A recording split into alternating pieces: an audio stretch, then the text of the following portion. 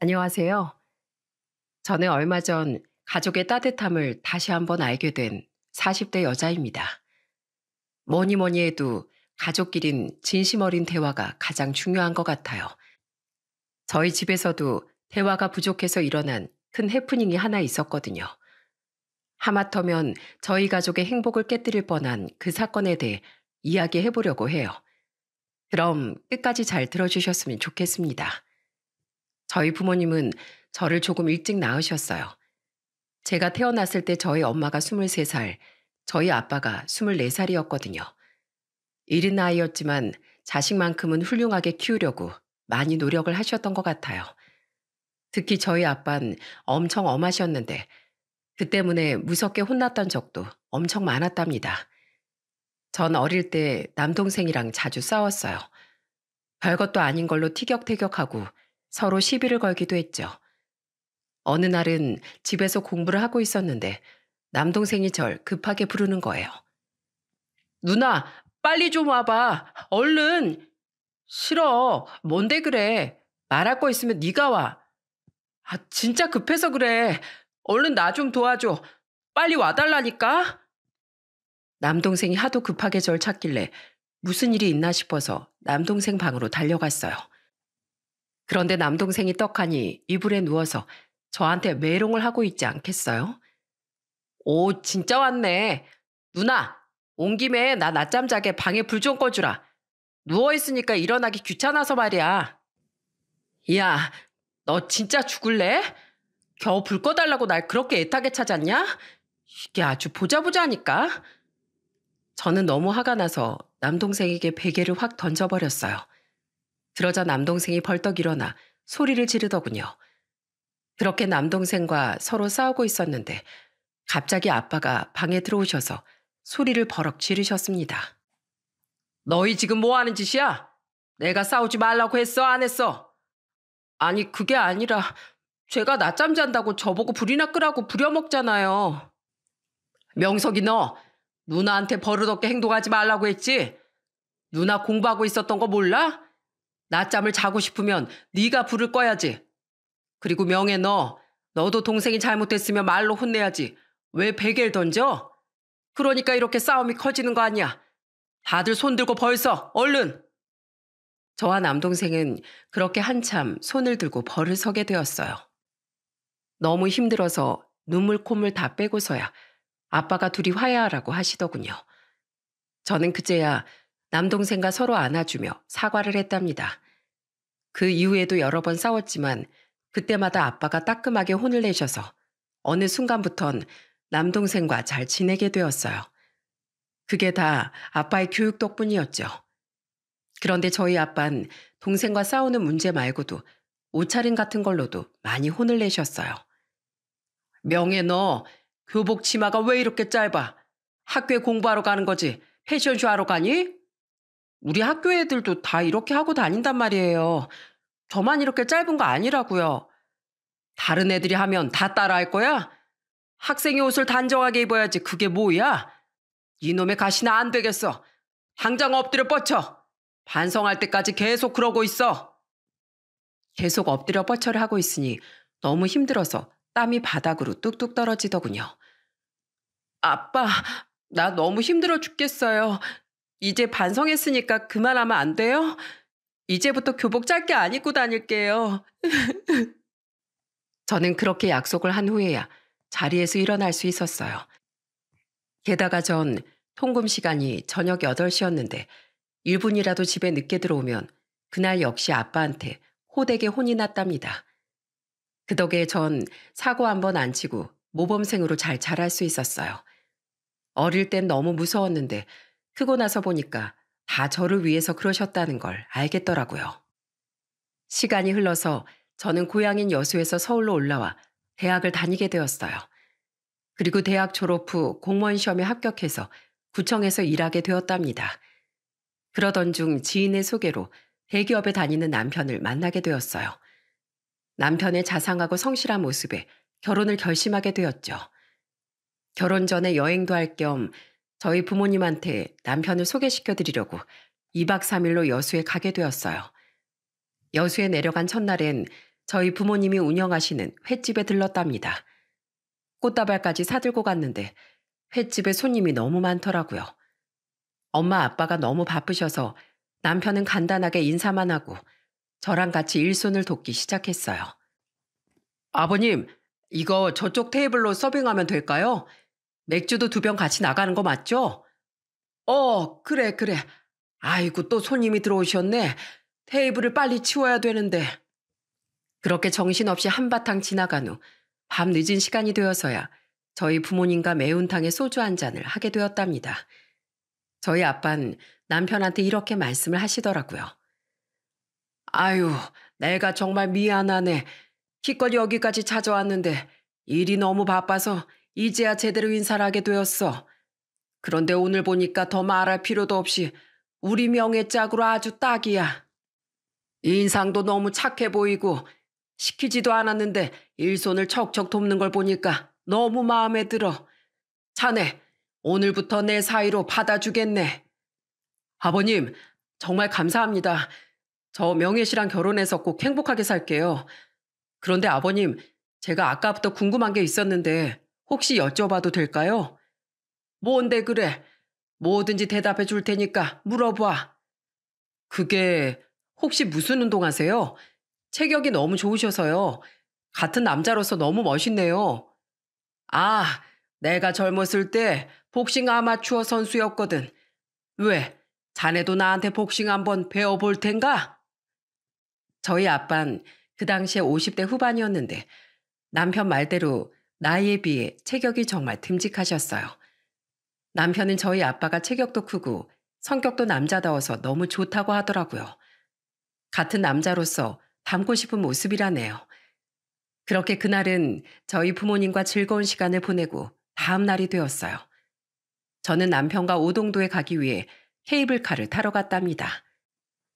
희덕 씨, 여기 케이블카 중에 바닥이 투명한 게 있거든?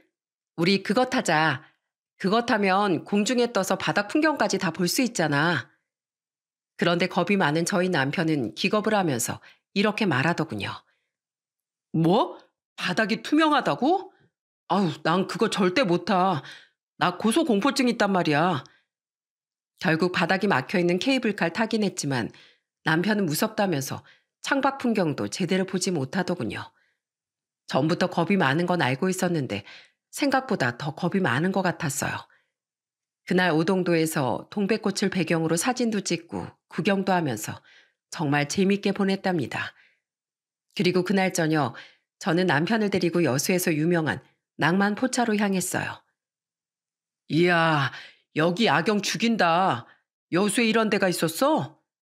그럼 여수가 얼마나 멋있는 동네인데 낭만 포차 못 들어봤어? TV에서 몇 번 보긴 했지. 그게 여기였어? 사람 진짜 많다. 저와 남편은 돌문어 사막과 생맥주를 시켜서 먹기 시작했습니다. 남편은 먹으면서도 음식 맛과 야경에 계속 감탄을 하더라고요. 명혜 씨, 우리 이제 결혼하면 여수에 자주 오겠네. 명절 때나 장모님 장인어른 생신 때마다 올 거 아니야. 그때 겸사겸사 관광도 하고 가면 정말 좋겠다. 명혜 씨는 이런 좋은 도시에서 태어난 걸 감사하게 생각해야 돼. 뭐? 누가 보면 희덕 씨는 안 좋은 동네에서 태어난 줄 알겠네. 희덕 씨네 고향은 강원도잖아. 강원도도 볼 거 많지 않아? 나 전에 강릉 갔을 때 너무 좋던데. 그날 저와 남편은 늦게까지 여수 밤바다를 구경하며 좋은 시간을 보냈답니다. 그리고 얼마 안 가 저와 남편은 결혼을 하게 되었어요. 저희 둘이 모은 돈에 대출도 받고 친정 부모님이 도와주셔서 신혼집을 구할 수 있었죠. 남편 어릴 때 시아버지가 돌아가시고 시어머니 혼자서 3남매를 키우시느라 집안 형편이 별로 안 좋아 시댁에선 전혀 도움을 줄 수가 없었거든요. 저희 시어머니는 저를 참 예뻐하셨어요. 제가 시댁에 갈 때마다 맛있는 음식을 잔뜩 차려주시고 뭐라도 좋은 거 하나 더 주려고 챙겨주시더라고요. 하루는 시어머니가 해주신 감자 옹심이가 너무 맛있어서 제가 가르쳐 달라고 한 적이 있었어요. 시어머니는 하나하나 차근차근 설명해 주면서 저한테 비법을 알려주시더라고요. 요즘엔 감자가루를 사서 만드는 사람들도 있는데 그러면 식감이 영 떨어져서 별로란다. 이렇게 감자를 직접 강판에 갈아서 만들어야 그 특유의 씹는 맛이 살아나는 거야. 그럼 강판 말고 믹서기로 하면 안 돼요? 강판으로 어느 세월에 다 갈아요. 팔도 엄청 아플 것 같은데. 믹서기로 갈면 그 맛이 안 나온대도 아무래도 우리 며느리가 호기심이 많은 것 같으니까 우리 한번 둘 다 해보자꾸나. 반은 믹서기로 갈고 반은 강판으로 갈아서 만들어 보면 어떤 차이가 있는지 잘 알 수 있겠지. 시어머니는 귀찮으실 법도 한데 제가 궁금해하니까 직접 두 가지 방법으로 만들어서 보여주시더라고요. 그런데 정말 신기하게도 믹서기로 갈아서 만든 옹심이랑 강판으로 갈아서 만든 옹심의 맛이 천지 차이였어요. 우와, 진짜 식감이 엄청 다르네요. 역시 어머니 말대로 해야 훨씬 맛있네요. 어머님, 제가 이거 오늘 배우고 집에 가서 연습 많이 해올게요. 다음번엔 제가 처음부터 끝까지 만들어 볼 테니까 어머님이 평가해 주셔야 돼요. 아셨죠? 그러자 시어머니는 기분이 좋으신지 호호하고 웃으시더군요. 옆에서 지켜보고 있던 저희 막내 시누이도 재밌다면서 손뼉을 치더군요. 저희 막내 시누이는 애교가 많은 편이라 저한테 맨날 언니 언니 하면서 잘 따랐거든요. 그런데 저랑 동갑이었던 둘째 시누이만큼은 조금 얄미울 때가 있었어요. 하루는 제가 돈 모아 500만 원짜리 명품 가방을 산 적이 있었어요. 원래는 명품에 관심이 없었는데 다들 갖고 다니니까 하나 있어야 되겠다는 생각이 들었거든요. 그런데 어느 날 둘째 시누이가 저희 집에 놀러와서 다 같이 술 한잔 먹고 잔 적이 있었어요. 그런데 저는 다음날 아침에 일어나서 깜짝 놀라고 말았답니다. 제 명품 가방이 흔적도 없이 사라져 버렸거든요. 여보, 혹시 내 가방 못 봤어? 분명히 여기다 뒀었는데 도대체 어디로 간 거지? 아무리 찾아봐도 없어. 뭐? 아이, 그럴 리가 있나. 당신 혹시 어제 술 먹고 어디 장롱이나 이런 데 숨겨둔 거 아니야? 다시 한번 잘 찾아봐. 하지만 아무리 집안을 샅샅이 뒤져도 제 명품 가방은 나오질 않았습니다. 그런데 머릿속이 하얗게 변하던 그 순간 둘째 시누이한테서 문자가 하나 왔어요. 떡하니 제 가방을 들고 있는 사진과 함께 말이죠. 새언니, 이 가방 저한테 너무 잘 어울리지 않아요? 이거 내가 잠깐 쓰고 돌려줄게요. 저는 너무 화가 나서 둘째 시누이에게 전화를 했습니다. 아가씨, 지금 뭐 하는 거예요? 왜 내 가방을 마음대로 가져가요? 빌리고 싶으면 허락을 받고 빌렸어야죠. 참나, 가족끼리 치사하게 왜 그래요? 나 이번 주에 소개팅 있단 말이에요. 예뻐 보여야 하는데 구질구질하게 싸구려 가방 메고 갈 수는 없잖아요. 그래도 그렇지 말도 없이 그렇게 가져가는 게 어디 있어요. 아가씨, 그거 도둑질이에요. 원래 이렇게 손버릇 안 좋은 사람이었어요? 나 괘씸해서라도 아가씨한테 그 가방 못 빌려주니까 당장 가져와요. 알겠어요? 그런데 정말로 시누이가 다음날 그 가방을 저한테 돌려줬습니다. 알고 보니까 제 가방을 몰래 가져갔다는 걸 시어머니가 알게 되셔서 엄청 호되게 혼났다고 하더라고요. 눈물까지 질질 짜면서 저한테 미안하다고 하더라고요. 하지만 원래 철없는 성격이라 그런지 그 이후에도 몇 번 문제를 일으켰어요. 제가 결혼하고 1년 만에 아들을 낳았는데 어느새 저희 아들의 돌잔치가 되어 양가 식구들을 모두 초대했답니다. 저희 아빤 돌 선물로 돌반지를 하나 사주셨어요. 그런데 그걸 본 둘째 시누이가 제 아들의 돌반지를 탐내는 거예요. 우와, 이거 진짜 귀엽다. 새언니, 저 이 돌반지 한번 껴보면 안 돼요? 잘하면 새끼손가락에 들어갈 것 같은데. 아가씨, 돌반지를 뭐하러 껴요? 그리고 아가씨 손가락에 안 들어가요. 괜히 껴봤다가 안 빠져서 이르고 부르지 말고 그냥 눈으로만 구경해요. 치, 한번 껴볼 수도 있지. 치사하게 왜 그래요? 솔직히 애가 금인지 음인지 구별도 못하는데 지금 내가 끼고 있는 이 은반지랑 바꿀래요? 손가락에 안 들어가더라도 그냥 진열해 놓고 구경이나 하게요. 그런데 그때였어요. 저희 시어머니가 둘째 시누이한테 꿀밤을 콩 때리시더군요. 넌 도대체 언제 철들래? 하다하다 네 조카 돌반지를 탐내? 우리 사돈어른이 너 끼라고 돌반지 사주신 줄 알아? 아, 진짜. 엄마까지 왜 그래? 어차피 조그만 애가 반지 끼고 다닐 것도 아니잖아. 돌반지 무슨 끼고 다니라고 선물하는 줄 아니? 복 많이 받고 장수하라는 의미에서 선물하는 거야. 너 어디 가서 무식하다는 소리 들으니까 제발 그런 헛소리 좀 하지 마. 아휴, 내가 어디서 저런 철없는 딸내미를 낳았는지 원. 시어머니는 한숨을 푹푹 쉬시더니 이번엔 저한테 이렇게 말씀하시더군요. 며느라, 네 시누이가 철이 없어서 실수를 했구나. 내가 남편 없이 혼자 키워서 조금 부족해서 그러는 거니 네가 조그만 이해를 해다오. 그나저나 우리 집에 시집와서 이렇게 예쁜 아들도 낳아주고 정말 고맙구나. 난 네가 내 며느리가 되어준 게 살면서 제일 큰 행복이란다. 나한테 이미 딸이 둘이나 있지만 딸 하나가 더 생긴 것 같아서 너무 기뻐. 앞으로도 손주 키우면서 우리 아들이랑 행복하게 살아야 한다. 알겠지? 시어머니가 그렇게 말씀해 주시니 너무 감사해서 하마터면 눈물이 울컥 나올 뻔했어요. 비록 둘째 시누이가 철없긴 했지만 좋은 남편과 좋은 시댁을 만나 정말 행복한 결혼 생활이라는 생각이 들었답니다. 그렇게 전 남편과의 사이에서 딸도 하나 낳았어요. 남편도 성격이 워낙 다정하다 보니 늘 사이좋게 지내고 있었는데 살다 보니 몇 가지 안 맞는 게 보이긴 하더라고요.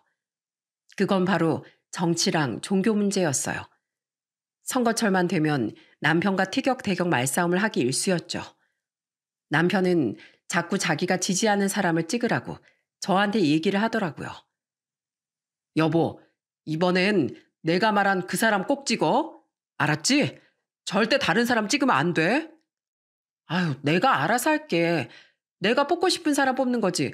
왜 당신이 이래라 저래라야. 그래서 당신이 지지하는 그 사람을 뽑겠다고? 안 된다고 내가 몇 번을 말해. 그 사람 찍으면 나라 망한다니까. 제발 고집 부리지 말고 내 말 좀 들어. 하지만 아무리 부부여도 투표는 개인의 선택 아닌가요? 저는 결국 남편이 말한 사람이 아니라 제 소신대로 다른 사람을 찍었습니다. 그러자 남편이 하루 종일 삐져가지고 밥도 안 먹고 말도 안 하더라고요. 여보, 진짜로 밥 안 먹을 거야? 아니 무슨 애도 아니고 그런 걸로 삐져. 됐어. 내가 그 사람 찍으라고 그렇게 말했는데 어떻게 내 말을 무시할 수가 있어? 나 당신이랑 말 안 해. 말 안 할 거야. 그래, 말하기 싫으면 하지 마라. 공부 열심히 해서 대기업까지 다니는 사람이 왜 이렇게 유치해? 그래서 밥도 안 먹겠다 이거지? 그럼 나 혼자 맛있는 거 먹어야겠다. 절대 달라고 하지 마. 알았지? 저는 일부러 남편한테 보란 듯이 치킨을 시켜서 냄새 풀풀 풍기면서 먹었어요. 그러자 남편이 쭈뼛거리면서 나와선 닭다리 하나를 집어가더라고요.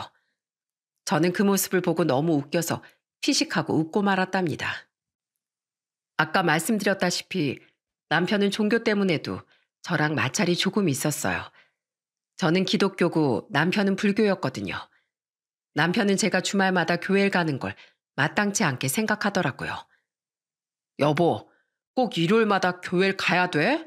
하나님이 진짜 있는 것도 아니잖아. 뭐라고? 하나님이 없다니 뭔 말을 그렇게 해? 당신은 내가 부처님이 가짜라고 하면 기분 좋겠어?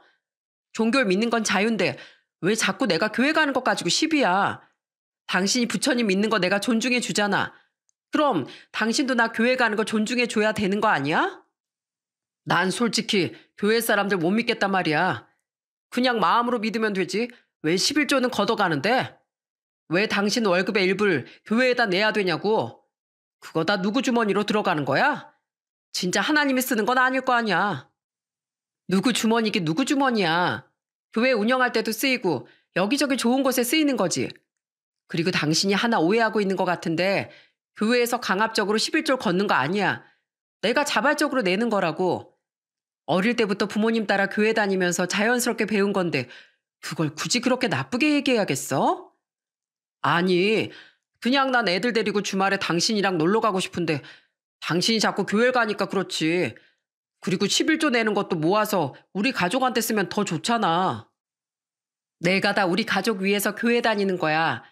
내가 얼마나 기도를 많이 하는 줄 알아?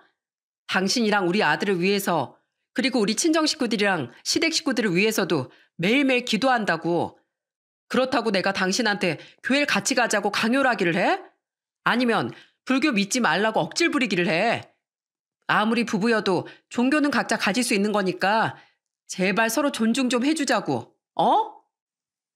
그런데 그 일이 있고 나서 얼마 후였어요.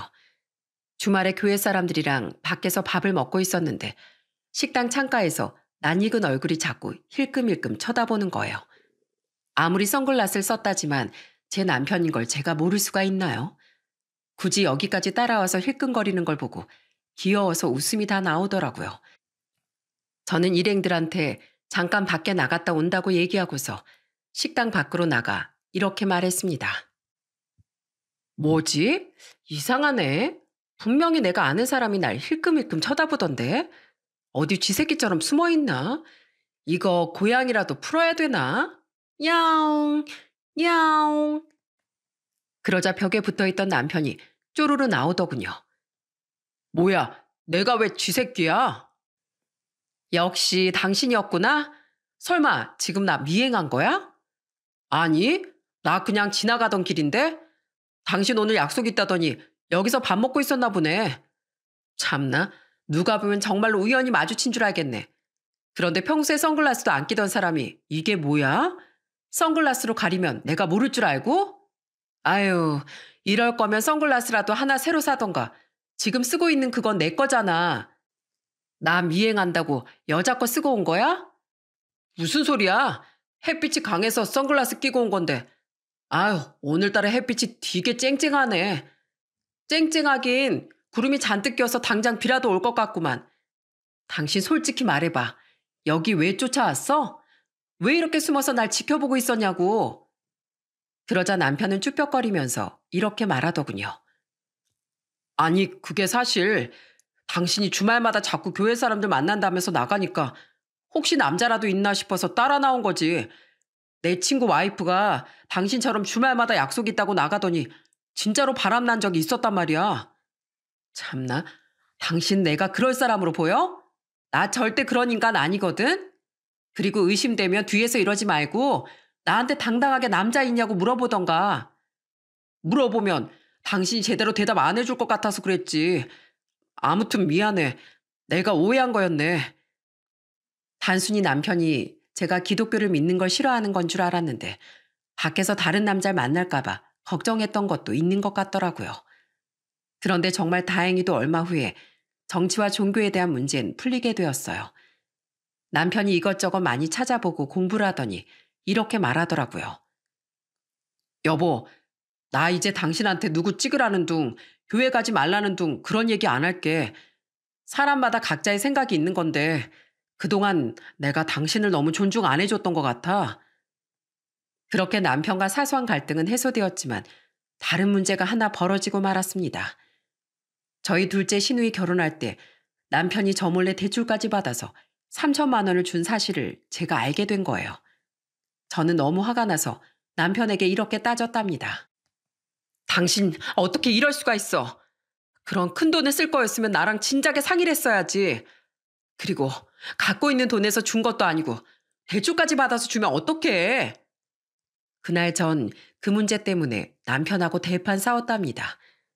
남편은 오빠 노릇 하고 싶어서 그랬다고 하는데 금액이 너무 크다 보니 너무 속이 터지더군요. 그래서 다음부턴 큰 돈 쓸 땐 무조건 저랑 상의하겠다고 약속을 받았습니다. 그런데 그 일이 있고 나서 얼마 안 가 또 안 좋은 일이 벌어지고 말았어요.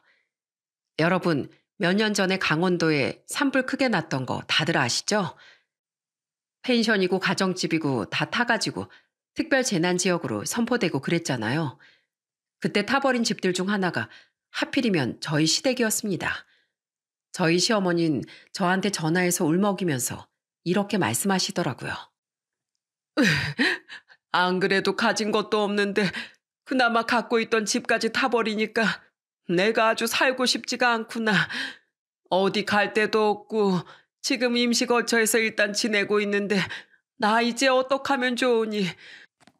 내가 살다 산불이 나서 집이 홀라당 타버릴 줄이야. 시어머니가 다친 데가 없으신 건 다행이었지만 한순간에 집을 잃어버리신 걸 보고 너무 가슴이 아프더라고요. 그래서 저는 남편과 상의 끝에 시어머니를 저희 집에 모시기로 했습니다. 그런데 이 사실을 시어머니께 말씀드리니까 오히려 거절을 하시더라고요. 아니야, 난 너희한테 부담 주고 싶지 않구나. 아직 네가 나이도 젊은데 벌써부터 시어머니를 모시고 살라고 할 수는 없잖니. 나도 내 집이 편하지. 너희랑 같이 살면 괜히 눈치 보이고 불편할 것 같다. 그리고 난 강원도에서 평생 살아서 여길 떠나고 싶지도 않구나. 시어머니가 완강하게 거절을 하시니 어쩔 수가 없겠더라고요. 그래서 결국 전 시어머니가 원래 사시던 지역의 번화가 쪽에 아파트 전세를 하나 얻어드렸어요. 남편은 신우이한테 대출받아서 돈 준 거 외에 자잘한 대출이 많아서 제 이름으로 대출을 받아 전세 계약을 하게 되었답니다. 그러자 시어머니랑 남편이 눈물까지 보이면서 저한테 고마워하더라고요. 여보, 내가 잘난 것도 하나도 없는데 우리 엄마한테 이렇게까지 해줘서 너무 고마워. 나 평생 당신한테 잘할게. 며느라, 내가 네 덕분에 이렇게 살아갈 힘을 또 얻는구나. 집도 잃고 아무것도 없던 나한테 이런 좋은 선물을 해줘서 정말 고맙다. 그렇게 시어머니는 제가 얻어들인 전셋집에 들어가시고 다시 저희 가족은 평화를 되찾게 되었어요. 남편도 계속 저희 친정 식구들과 잘 지냈답니다. 하지만 저희 아빠한테 잔소리를 조금 많이 듣긴 했어요. 사실 결혼 초기부터 남편의 나쁜 버릇 때문에 아빠가 몇 번 꾸중을 하신 적이 있었거든요. 자네, 내가 저번부터 보니까 밥을 아주 쩝쩝거리면서 먹는구만. 자고로 밥 먹을 땐 입 다물고 조용히 오물오물 씹어야 되는 거야. 그렇게 쩝쩝거리면서 식사를 하면 천박하단 소리 들어. 아, 제가 쩝쩝거렸나요? 전 전혀 몰랐습니다. 다음부터 조심할게요. 아유, 말할 땐 입에 있는 걸 다 씹고 나서 말을 해야지. 그리고 자네, 다리 떠는 버릇도 좀 고치게. 다리 떨면 복 달아난다는 말도 못 들어봤나? 가만히 앉아있으면 되는데 왜 다리를 가만히 못 둬? 아빠가 한마디 할 때마다 남편이 시무룩해지더라고요. 그런데 하루는 저희 부부가 아빠를 따라 낚시를 간 적이 있었어요. 낚싯바늘에 미끼로 지렁이를 끼워야 되는데 남편이 무서워서 덜덜 떨더라고요. 아버님, 저 이거 징그러워서 못하겠어요. 막 꿈틀꿈틀거리는데 어떻게 손으로 잡아요? 아니, 남자가 그것도 못하면 어떡하나. 이거 완전 겁쟁이구만. 무서운데 그럼 어떡해요? 저 원래 벌레도 못 잡는 사람이란 말이에요. 아니면 목장갑 없으세요? 아니면 비닐장갑이라도요. 맨손으론 도저히 못 만지겠단 말이에요. 아휴, 내가 사위를 들였는지 아니면 초등학생 손줄 들였는지 모르겠구만. 됐으니까 내가 하는 거나 지켜봐. 남자가 이렇게 겁이 많아서야 원. 또 하루는 아빠가 남편한테 회 써는 법을 알려주신 적이 있었어요. 횟집 사위니까 회 뜨는 법은 알아두면 좋다면서요. 그런데 남편은 이번에도 덜덜 떨면서 이렇게 말하더군요. 아버님, 저 머리는 절대 못 자르겠어요. 잔인하게 생선머리를 어떻게 잘라요? 아유, 잔인하다면서 내가 떠준 회는 잘 먹더구만. 남자가 이렇게 간이 콩알만 해서 어떡해? 저는 그걸 지켜보다가 아빠에게 한마디 했습니다. 아빠, 너무 그러지 마세요. 아빠야 전문가니까 아무것도 아니지만 처음 해보는 사람은 무서울 수도 있죠.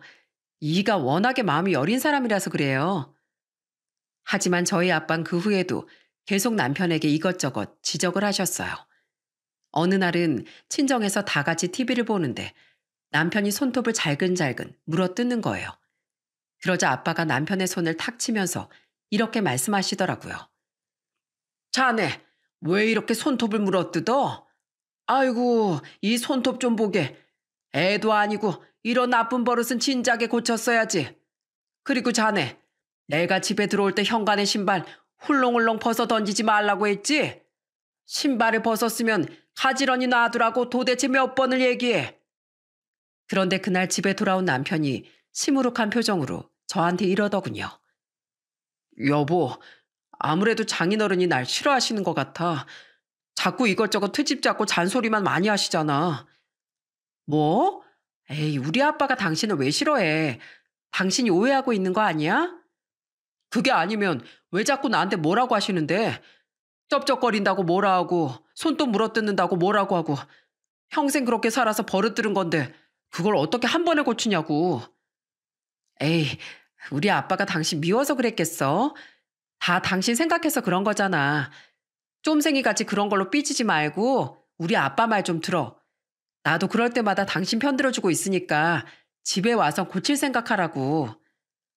하지만 남편은 몇 년간 잔소리를 계속 들으니까 저희 아빠가 자기를 싫어한다고 단단히 오해를 하는 것 같더라고요. 그게 아니라고 제가 아무리 말해봤자 소용이 없었어요. 그러던 와중에 저희 남편이 결혼 10년 만에 회사에서 부장으로 승진을 하게 되었답니다. 남편은 승진 발표가 났던 날 집에 돌아와서 기세등등하게 이렇게 말하더라고요. 여보, 나 이제 대기업 부장이야. 나도 이제 남들한테 무시받을 사람 아니라고. 저는 자신감 넘쳐 보이는 남편의 모습이 너무 좋아 보였습니다. 남편의 승진 사실을 알게 된 저희 부모님도 너무 기뻐하셨어요. 저보고 축하 파티 한번 해야 되는 거 아니냐고 말씀하시더군요. 얼마 후 저희 아빠 생신이었는데 저희 부부 보고 여수로 내려오라고 하시더군요. 그래서 남편한테 내려가자고 얘기를 했더니 갑자기 저한테 이러는 겁니다. 나보고 여수까지 내려가라고? 아무리 아버님 생신이어도 그렇지. 서울에서 여수까지 얼마나 먼데 왜 나한테 오라가라야? 나 이제 대기업 부장이야. 내가 장인어른 비 맞출 짬밥은 아니잖아. 정 생신 축하받고 싶으시면 아버님 보고 직접 서울로 올라오시라고 그래. 저는 갑자기 변한 남편의 태도를 보고 너무 화가 나더군요. 그래서 저는 남편한테 이렇게 따졌습니다. 당신 그게 무슨 소리야? 당신이 대기업 부장인데 뭐 어쩌라고? 장인하고 사위사이에서 그런 걸로 짬밥을 따져? 다른 날도 아니고 우리 아빠 생신이잖아. 여태까지 우리 아빠한테 잘해놓고 왜 갑자기 이러는데? 나도 이제 사회적 지위가 있는데 당하기만 하는 건 싫어. 기껏 힘들게 여수까지 내려가면 뭐해? 아버님이 맨날 나한테 잔소리만 하시는데 솔직히 여수 내려갈 때마다 또 아버님한테 혼날까봐 무서워 죽겠다고. 그럼 혼날 일 안 하면 되잖아. 당신 진짜 이럴 거야? 그래, 이럴 거다 왜? 회사에선 부장님 부장님 하면서 다들 날 우러러보는데 왜 내가 아버님 댁에만 가면 쭈구리처럼 있어야 돼? 그러니까 난 안 갈 거야. 갈 거면 당신 혼자 가던가. 진짜 이딴 식으로 나온다 이거지? 당신 두고 봐. 아주 후회하게 만들어줄 테니까. 저는 너무 화가 났는데 어디 하소연할 데도 없어서 시어머니한테 전화를 했어요. 저희 친정 부모님한테 얘기하면 속상해 하실 것 같았거든요.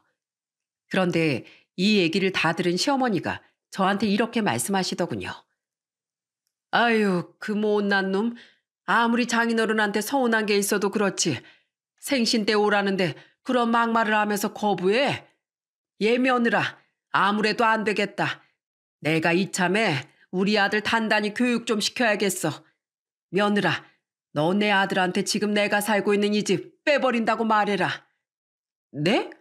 그럼 어머님은 어디 가시고요? 저 그렇게 못해요. 진짜 빼자는 게 아니라 연기를 하자는 게지. 그 쫌생이 같은 놈 이참에 버릇 단단히 고쳐야 돼. 결국 전 시어머니 말대로 다음날 남편에게 시어머니가 살고 있는 집을 빼버릴 거라고 선언을 했어요. 그러자 남편이 아주 난리가 나서 이러더군요. 당신 미쳤어? 우리 엄마 살고 있는 집을 빼버리면 어떡해? 내가 장인어른 생신 때 안 갔다고 이런 식으로 복수하는 거야? 그래. 당신도 우리 아빠를 가족으로 생각 안 하는 것 같으니까 나도 똑같이 하는 거야. 당신이 그냥 남남처럼 살고 싶은가 본데 나도 그렇게 해주겠다고. 어차피 그 집 내 이름으로 계약한 거잖아. 내가 계약한 집이니까 내 마음대로 할 거야. 참나. 그렇다고 내가 그 말을 믿을 것 같아? 당신이 우리 엄마를 얼마나 좋아하는데 설마 그 집을 진짜로 빼겠어? 그 집 빼면 우리 엄마 갈 곳도 없는데. 갈 곳 없어지면 당신이 알아서 모시면 되잖아. 아무튼 난 지금 바로 부동산에 전화할 거니까 그렇게 알고 있어. 하지만 제가 부동산에 전화하겠다는 그 말은 사실이 아니었어요. 시어머니와 짜고 남편을 혼내주기 위한 거짓말이었죠. 그런데 다음 날 남편이 완전 사색이 되어서 저한테 이러더라고요. 여보, 진짜로 집 내놨어? 아니, 아까 우리 엄마한테서 전화 왔는데 지금 부동산에서 집 보러 왔다고 하잖아. 그냥 하는 말인 줄 알았는데 진짜로 내놨던 거야? 그럼 우리 엄마는 어떡해? 갈 곳도 없으신데 어디로 가라고? 그럼 내가 거짓말하는 줄 알았어? 부동산에서 그러는데 그 집이 위치도 좋고 깨끗해서 금방 나갈 거라고 하더라. 아마 조만간 어머님 짐 싸고 나오셔야 될 테니까 당신이 알아서 모셔. 아, 진짜. 그렇다고 진짜로 그 집을 빼면 어떡해. 내가 장인어른 생신에 안 갔다고 이렇게까지 하는 거야? 알았어. 내가 잘못했어. 이렇게 사과하면 되잖아. 제발 부동산에 얘기해서 집 내놓은 거 취소해달라고 하면 안 돼? 참나. 지금 사과받아야 될 사람이 누군데 왜 나한테 그래? 그럼 우리 아빠한테 가서 사과드리던가. 우리 아빠 지금 엄청 화났거든? 당장 나랑 여수에 내려가서 우리 아빠한테 사과하면 내가 한번 생각해 볼게. 알았어. 그렇게 하면 되잖아. 내가 지금 당장 여수로 내려가서 아버님한테 무릎 꿇고 싹싹 빌게. 그러니까 제발 우리 엄마 내쫓지 말아주라. 어? 결국 저는 친정 부모님께 말씀드리고 남편이랑 애들까지 데리고 여수로 내려갔어요. 그런데 저희 아빠가 무슨 주소를 보내주시더니 거기로 오라고 하시더라고요. 가보니까 젊은 사람들이 많이 가는 노래 부르는 술집이었어요. 뭐야? 아버님이 왜 여기로 부르신 거야? 진짜 이리로 가면 되는 거 맞아? 맞다니까 그러네. 아빠가 3번 방이랬으니까 여기다. 그런데 방문을 딱 여는 순간 불이 확 꺼지더군요. 깜깜한 어둠 속에서 아무것도 안 보여서 어리둥절해 하고 있었는데 갑자기 저희 아빠의 목소리가 들렸어요. 장서방, 거기 옆에 스위치 있으니까 불 켜게. 남편은 더듬더듬 스위치를 찾아 불을 켰습니다. 그리고 저와 남편 모두 깜짝 놀라고 말았어요. 저희 엄마 아빠가 머리에 꽃갈모자를 쓰고 케이크를 들고 계시는 겁니다. 아빤 케이크를 들고 다가오며 이렇게 말씀하셨어요. 우리 장서방 왔는가? 장서방, 승진 축하하네. 자, 이렇게 좋은 날인데 노래는 한번 불러야지. 축하합니다. 장서방의 승진을 축하합니다. 남편은 어리둥절한 표정으로 저와 아빠를 번갈아 쳐다보더군요. 혼날 줄 알고 내려왔는데 가족들이 케이크까지 들고 승진을 축하해 주니까 많이 당황했나 봐요. 아버님, 이게 도대체 어떻게 된 일이에요? 오늘 저 따끔하게 혼내시려고 부른 거 아니었어요? 저 아버님한테 무릎 꿇고 사과하려고 내려온 건데 저 승진 축하해 주시려고 깜짝 파티 준비하신 거예요? 그럼 우리 사이가 대기업 부장으로 승진했다는데 당연히 깜짝 파티를 해줘야지. 내가 내 생일 때 자네 보고 괜히 오라고 한 줄 아나? 다 자네 승진 파티 해주고 싶어서 부른 거였네. 그런데 자네가 나한테 삐져가지고 안 온 거라며? 사이가 삐져가지고 장인도 안 보려고 하는데 내가 풀어줘야지 누가 풀어주겠는가? 내가 우리 딸한테 얘기 다 들었네. 자네가 평소에 나한테 어떤 게 서운하고 어떤 것 때문에 불편했는지 다 들었어. 그런데 내가 가만히 생각해 보니까 다 내 잘못이더라고. 자네 나이가 벌써 40대 후반인데 어린애 대하듯이 잔소리만 하고 오지랖만 부렸으니 자네가 서운해할 만하지. 아버님, 그래도 제가 더 서운하게 해드렸잖아요. 전 아버님 생신 때 찾아뵙지도 않았는데요. 그런데 저같이 못난 사위한테 화도 안 나세요? 내 생일이 뭐 별건가? 내 나이가 70 가까이 됐는데 생일 한 번 안 챙기면 뭐 어때서? 난 내 생일 때 자식들이 힘들게 내려와서 날 챙겨주는 것보단 자식들이 행복한 가정 꾸려서 잘 먹고 잘 사는 게 제일 좋아. 그래서 난 자네한테 서운한 거 하나도 없네. 자네가 그동안 나한테 얼마나 잘했는데 삐져서 그거 한 번 안 왔다고 미워할 수 있겠나.